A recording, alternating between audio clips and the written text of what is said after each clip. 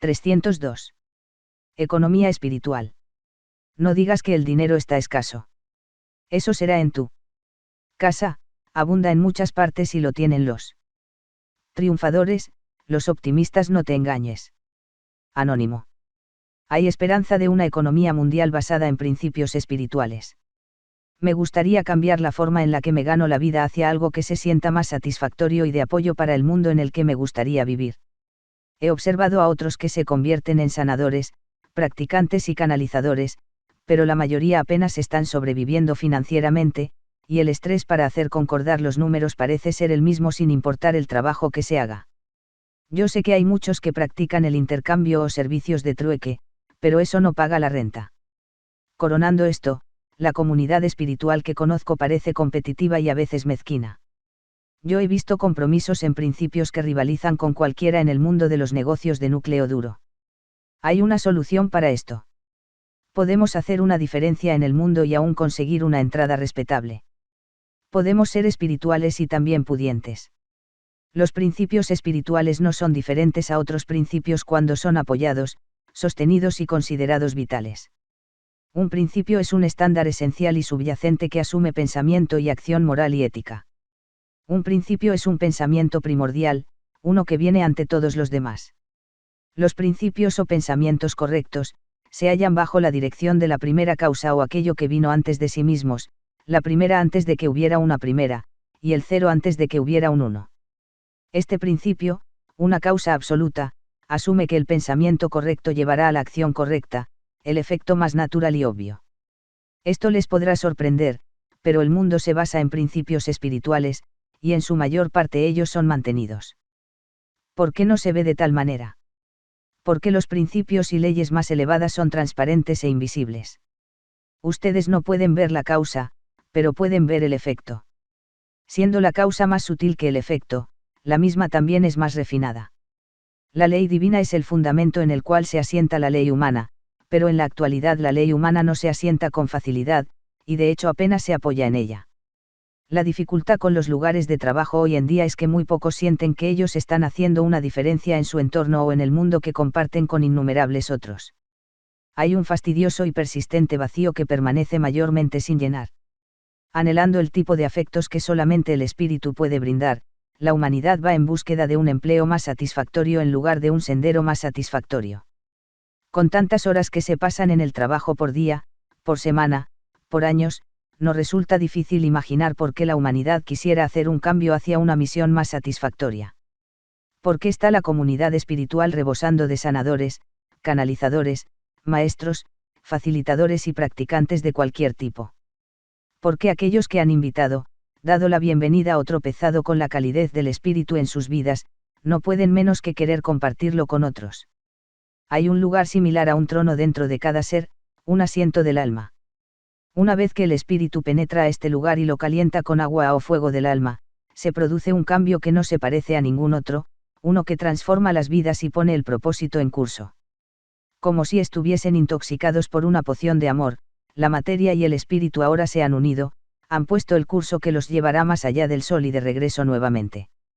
Mientras se halla en este viaje el ser es capaz de volver a visitar a muchas de sus expresiones previas, y en cada uno de estos cruces de camino, se agrega otra memoria y otro regalo es agregado o recordado. Con el tiempo el fuego arrasador se convierte en un incinerador controlado y el ser inflamado se establece dentro de un nuevo patrón, en donde la material está sostenida por el espíritu. Los patrones normalmente son emulaciones de perfección, debido a lo cual son tan atractivas e incitantes. Inspirados por la perfección o causa, uno no puede menos que querer a compartir en esa expansión de perfección.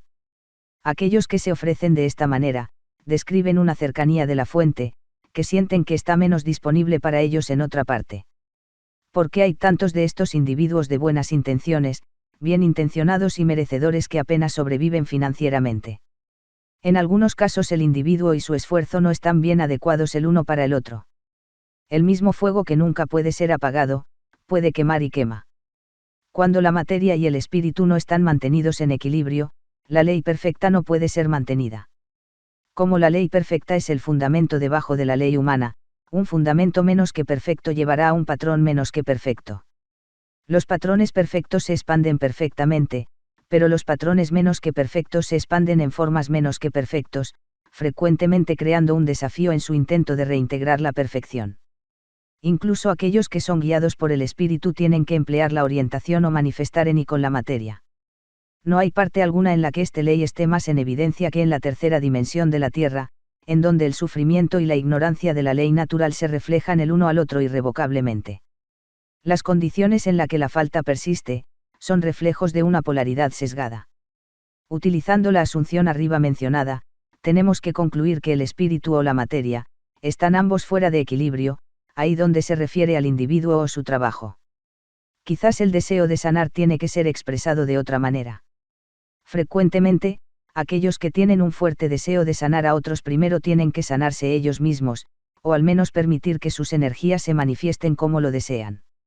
La ley superior requiere esto y lo demanda cuando es necesario.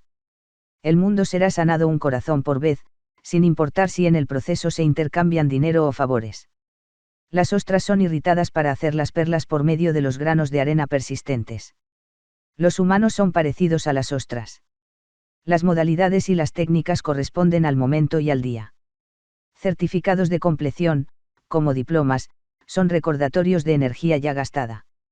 El empoderamiento para sanar, para enseñar, surge de la chispa interna, que por sí sola se recrea ya que es un reflejo de la luz. Aquellos que enfocan su práctica como estudiantes de la vida, encontrarán que prosperan más que aquellos que manifiestan conocimiento de lo divino. La divinidad es integridad no dividida. Las modalidades y los maestros que dividen y desacreditan el trabajo de otros, oscurecen su propia luz, desacelerando su progreso y enlodándolo en la sombra. Hace mucho tiempo atrás, un predicador que creía en un cielo bienaventurado y en un infierno feroz, comenzó a hacer circular un rumor insaludable acerca de quién pudiera ser suficientemente valedero para guiar su carruaje hacia el reino de arriba.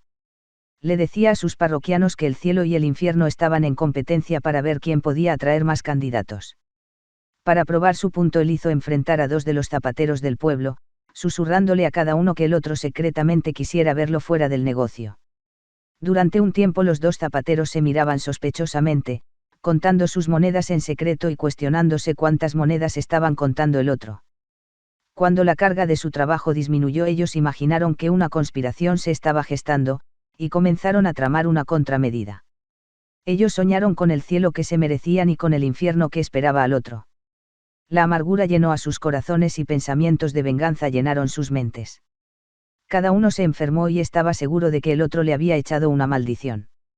La buena fortuna eludió a ambos. El prejuicio ganó poder en el pueblo y muchos se enfermaron por una luna crítica, que parecía estar en las sombras durante un cuarto demasiado largo. Un día un pordiosero hambriento entró al pueblo descalzo y con un harapo como manto. Le ofreció al primer zapatero el trabajo de una semana a cambio de unas pocas comidas calientes y un par de zapatos usados, pero fue rechazado gruñonamente.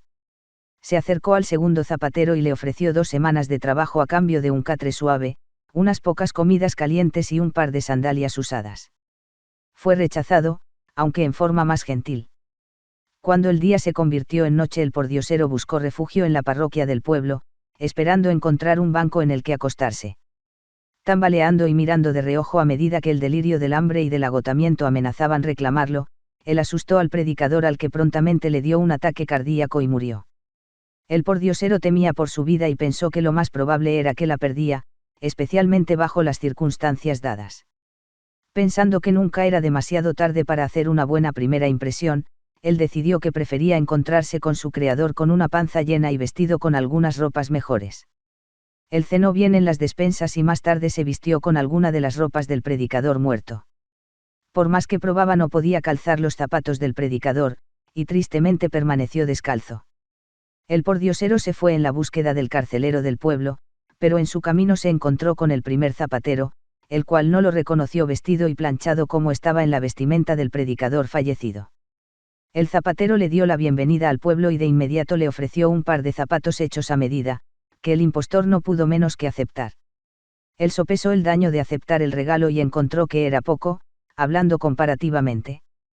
Continuando en su camino casi chocó con el segundo zapatero, el cual se disculpó profusamente e insistió que iba a indemnizar la injusticia infortunada con un par de nuevas sandalias. Temeroso de ser reconocido antes de poder confesar su crimen, el impostor aceptó el regalo y llegó a escapar. Al ofrecer saludos gentiles y haciendo preguntas corteses, el pordiosero descubrió que el carcelero, un hombre amable y lleno de recursos, había recibido un cierto entrenamiento en las artes de la medicina, e incluso ahora estaba afuera juntando otra cantidad de hierbas para agregar al último bálsamo y ungüento, en un intento de sanar los muchos síntomas distintos que estaban comenzando a afectar a todo el pueblo. El pordiosero regresó a la parroquia prometiéndose que iba a volver mañana para ser juzgado y lo más probable sentenciado. Entretanto, se permitió a sí mismo el placer de otro baño y aún otra comida. Él no se podía imaginar cómo sería el infierno, pero pensó que el momento actual estaba tan cerca del cielo en cuanto a lo que había conocido hasta ahora. Él levantó su cabeza como hacia el cielo, y dio las gracias. Luego dejó caer la cabeza y le susurró al infierno que dentro de poco estaría llamando. Silenciosamente y desde lados opuestos de la habitación los dos zapateros entraron a la parroquia, agachados como para no perturbar una oración en progreso, para evitar que no fuese respondido debido a su intrusión. Cuando el momento se hizo más propicio ellos saludaron al impostor, que ya tenía el aspecto y sonaba en algo como un real predicador. Notando que ya no estaba solo, estando cómodo de alguna manera en su nuevo entorno, el pordiosero aceptó y elogió los nuevos zapatos y sandalias regalados cuando le eran presentados por cada uno de los zapateros. Convencido de que ya no lo podían identificar como el pordiosero, y como una extensión de su gratitud, invitó a sus nuevos amigos zapateros a compartir un agasajo con él y de sentarse junto al fuego, lo cual ellos aceptaron con contento. Una dulce melancolía invadió a los tres cuando cada uno por turno comentaba la benevolencia que se les brindó en los momentos menos esperados. Sin saberlo el pordiosero / predicador, los dos zapateros se miraron el uno al otro con miradas de reojo afligidas. Es interesante que nadie preguntó, qué es lo que le había pasado al predicador original o hacia dónde se había ido. Llegó el domingo a la mañana y el carcelero no había regresado. El pordiosero estaba fuera de sí con miedo. Él salió de la pequeña habitación en la que se había permitido vivir, para encontrarse con un salón lleno de parroquianos. En un momento atormentado le pidió al infierno que se lo lleve ahora, pero nada pasó. Demasiado avergonzado para pedirle al cielo favores, él ocupó su lugar en el púlpito e inclinó su cabeza con vergüenza. Cuando hizo esto, así también lo hicieron todos los parroquianos. Movido hasta las lágrimas, él comenzó a hablar de penurias poco envidiables que a veces acontecen a los buenos hasta que comienzan a parecer malos. Sus simples palabras salían a borbotones de un corazón suave que había sobrevivido en un mundo áspero y que ahora estaba contando su cuento. Sin saberlo, él había ejecutado su primer discurso. Una parroquia agradecida y contenta le respondió y se paró con respeto a medida que pasaba delante de ellos. Le dieron la mano y le agradecieron a medida que caminaban arrastrando los pies pasando delante de él y diciéndole adiós. Unos pocos no pudieron evitar el acosar sus suaves ojos con las promesas de cenas, tortas, leñas y más. Todas las ofertas fueron alegremente aceptadas. Por extraño que sea, nadie preguntó qué es lo que había pasado con el predicador original o a dónde se había ido. La leyenda dice que el cielo y el infierno se encuentran una vez por año para intercambiar residentes y reclamar los nuevos. La leyenda también reza que un predicador reformado descalzo saluda a cada recién llegado e intercede por ellos. Después de hacerlo se conoce que dice a fin de que no juzguen, y no sean ni pordioseros, prestamistas, prestatario o ladrón. La historia verdadera anterior, yo estuve ahí, es una parábola, una simple verdad que está destinada a ilustrar e inspirar. No hay una gran lección aquí, y ciertamente ninguna que es nueva. La competencia, ya sea entre zapateros o maestros, lo atrapa a uno a su propio miedo, sea lo que sea. El miedo tiende a consumir la pasión, extinguiéndola antes de que siquiera haya calentado al alma. En una competencia contra uno mismo, ¿quién puede ser el ganador? La mezquindad proviene de pensamientos pequeños, y generalmente aquellos que están basados en la percepción de días pasados injustos. Es mejor hablar menos y contemplar más, especialmente antes de emitir un voto de no confianza. Incluso las palabras silenciosas, como un ungüento mágico, harán aparecer a plena vista todo aquello que es invisible. Las palabras que son menos que honrosas también serán vistas en la luz llamativa del día. Rodéense con aquellos que admiran y a los que les dan la bienvenida y permitan que otros hagan lo mismo. Los compromisos en principio se basan en la falta del respeto hacia sí mismo, como así también en la confianza disminuida en el campo de la abundancia. La ley superior no se inclinará ante la ley inferior, así que la ley humana tiene que elevarse o sufrir sus fallas. Un compromiso es un acuerdo en el que dos o más lados acuerdan aceptar menos de lo que originalmente habían esperado o pensando que era posible. Con mayor frecuencia la disputa es entre el ser superior y el ser inferior, que es donde se estudian y prueban los principios. El mundo comercial de atención dura está construido por la misma plataforma energética como la de la nueva era o de la edad de piedra. Muchos de los sanadores y maestros de hoy en día han escapado solamente hace poco del entorno de los negocios que los amenazaban de consumir. El nuevo idioma que están aprendiendo a hablar no ha borrado las perogrulladas de su pasado. La paciencia tiene que prevalecer mientras que ellos se establecen en la labor a mano. El trueque de bienes y servicios es una tradición vieja y establecida. Él mismo sostiene el intercambio artículos útiles sin comprometer monedas o dinero efectivo. Hace mucho tiempo atrás a aquellos de una clase menor se les prohibía tener propiedades. Como ellos tampoco podían firmar o completar las obligaciones de un pagaré, ellos crearon un sistema propio, uno que establecía y mantenía un valor basado en la palabra y en un apretón de manos.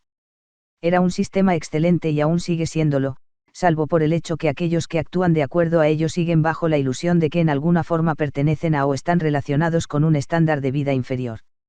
Inseguros de su real valía, o el valor de sus talentos únicos, ellos los ofrecen a amigos, a la familia e incluso a extraños a unas tarifas reducidas, mínimas o no existentes. Ellos canjean y comercian buscando habilidades, productos y servicios sin establecer un valor verdadero o manteniendo un estándar de vida. Está bien ser instruidos en muchos sistemas distintos de pensamientos, tanto sociales y económicos. También es importante conocer el valor propio de uno, y de ser tan honesto con uno mismo como con los otros. En todas las cosas hay un punto de equilibrio, y en cada intercambio su equivalente tiene que ser logrado para que los resultados sean óptimos. El despliegue del valor es la expansión de la riqueza. La riqueza no es la acumulación de dinero. Es la reunión de recursos, como así también el conocimiento que acompaña a todas las cosas hacia el lugar que le corresponde. Esto incluye el rápido pago de una deuda cuando se debe, y la deliciosa fusión del espíritu y materia a medida que penetra a cualquier lugar dentro y a través de la vida de uno. El espíritu y la materia son una parte de cada sistema de medición de abundancia. Una riqueza de espíritu sabe que la materia es su compañero, y el espíritu mora incluso en la materia más densa. Aquellos que operan en bancos y comercian y confieren valor a un cierto sistema monetario actual, disfrutan de su labor. Uno no es menos espiritual porque ha encontrado un acorde de equilibrio en este sistema, donde otros no lo han logrado. Cuando el actual sistema da paso al próximo, quizás otros se hagan más prósperos. Acumulen tanto como se les ocurra o descarten aquello que ya no sirve, no tiene más importancia que el hecho es que serán mejor servidos cuando la decisión es suya propia y no la de otro.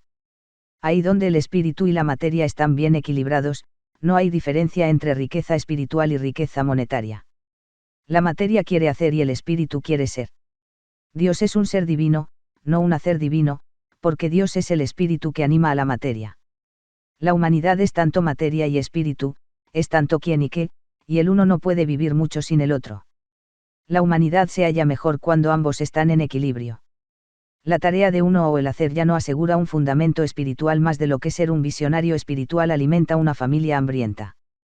Por el otro lado, encontrando el propio acorde de vida, esa frecuencia única que habla desde un lugar profundo y hondo, estimula y completa una esencia de perfección que facilita y trae paz incluso a las turbulencias y anhelos más profundos. ¿Tiene el mundo una solución por los empleados casuales o aquellos que son infelices de manera deprimente en sus puestos actuales? Sí, pero ello involucra el salir fuera de y más allá de los sistemas de creencias que atan los tobillos y hacen trastabillar el primer paso tan fácilmente como el último suspiro. La tercera dimensión está fuertemente inmersa en la densidad. Es una de las dimensiones más pesadas, tal que como se evidencia por su intensidad del campo gravitatorio. Ustedes no pueden escapar al jalado de la gravedad más de lo que pueden ignorar la cantidad de sufrimiento que se manifiesta diariamente. La tercera dimensión es como la tercera dimensión hace. En otras palabras, el ser viene antes del hacer. El espíritu llega a ser antes que la materia. Nuevamente, el espíritu entra a la materia y luego crea a través de ella. Es por ello que preguntas que comienzan con qué es lo que puedo / qué es lo que debería hacer, son tan difíciles para responder. El espíritu aún no ha entrado en ellos, así que aún no hay materia. Nada es la materia, la traducción debería ser, no tiene importancia, quiere decir que el espíritu aún no ha sido detectado en la materia. A fin de crear una nueva realidad, se tiene que detectar un cambio en la actual. Ese cambio se llama estado de ser, también se lo llama divinidad, creatividad y actividad.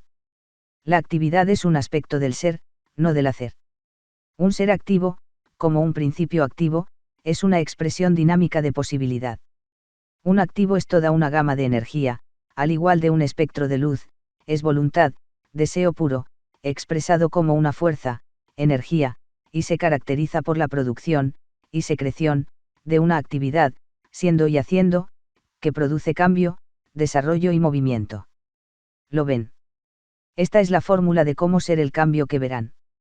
Esto es cómo cambiar su mundo, un pensamiento por vez, un trabajo por vez, una moneda circulante o sistema por vez o todo junto. No tienen que destruir su mundo o sus creencias, pueden reemplazarlas con una verdad superior y una ley superior. Es una ciencia, no puede ser defraudada o desorientada. No puede ser manipulada o controlada. La comprensión de esta ley los liberará para escapar a la sentencia que sus sistemas de creencia han impuesto sobre ustedes.